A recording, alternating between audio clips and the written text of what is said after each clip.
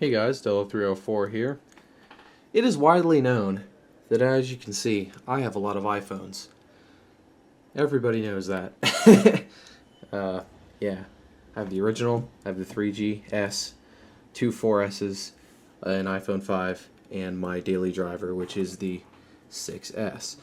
But I have acquired a new phone, and before I show it to you and tell you what it is,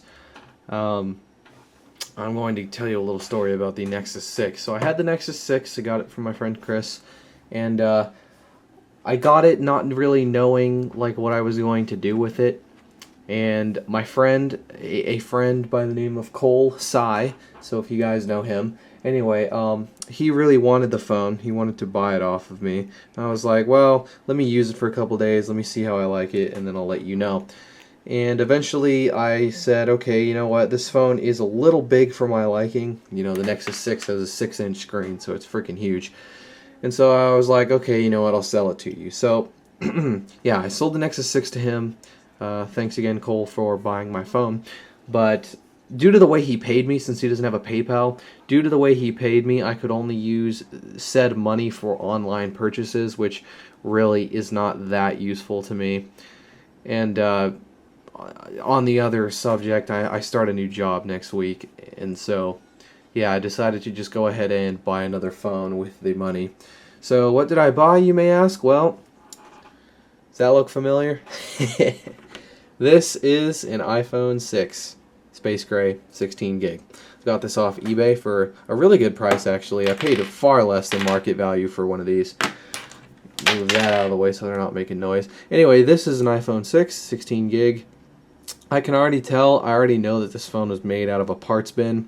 This phone was sold by a cell phone repair shop in Southern California. I live in Northern California, obviously. So, yeah. This phone was definitely made from spare parts. How can I tell, you may ask? Well, if you look on the back here, you can see it says A1549, and then it has an IMEI there. But if you go into the software, the A1549 is a Verizon. We checked the IMEI on this, a friend and I, and we found out that the casing itself is from a Verizon iPhone 6. And if you look in the software, though, if you go in here, you go General, About, you can see, well, it says AT&T, but the serial number is a Sprint model, and so yeah, it's definitely.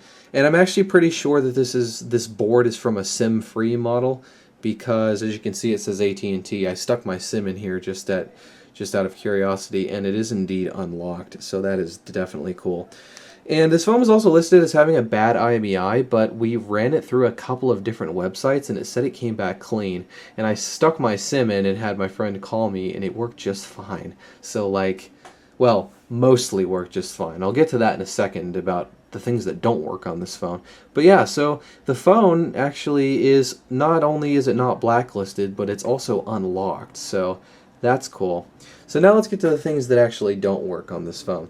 So first of all, it was mentioned in the listing that the Touch ID sensor does not work. And I know why. Obviously, it means it was replaced at one point. But if you go into the settings, I'm using my left hand to hold the phone, that's not nice. As you can see, the Touch ID is grayed out. So yeah, even if you do that, it says failed. So the Touch ID sensor is non-original probably, so it does not work. As you may know, there is an Error 53 controversy that used to be out, but Apple released a new revision of iOS 9.2.1, version 13D20, that unbricks the Error 53 phones. So that means that this phone may have been bricked in a previous life. Anyway, back to the things that don't work. So the Touch ID button, it works as a home button, obviously. It just doesn't work as a sensor. And also, unfortunately, the front camera and the earpiece do not function. As you can see, we go into the camera. Whoops. Oh, I almost dropped the phone. The rear camera works just fine, but if you try to flip around to the front camera, it just does not work. Similarly, if you try to pick up a phone call or do a voice memo, for example, I already tried that too, the front earpiece does not make any noise, so that is unfortunate. Anyway, We also have a little bit of damage on the phone here, but that's okay. It's just a drop dent, but whatever. It doesn't really matter. Considering how little I paid for this phone, I'm not going to disclose the exact amount, but considering how little money I paid for this phone, I don't really care. But yeah, as I mentioned already, it is a 16 gig, unlocked, fully working. Well, not fully working, but the phone part does work on it, so that is cool. I can, go on Facebook and have a data connection if for whatever reason I want to put my SIM for my 6S in here, but honestly I don't see myself ever doing that.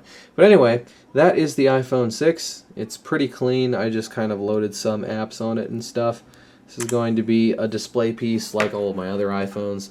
Obviously these all work, but yeah, my iPhone 5 used to be my next best phone, but now it is the iPhone 6. So there we are. That is another phone in the collection. I've already done plenty of videos on the iPhone 6 in the past because I used to actually have one as a main device.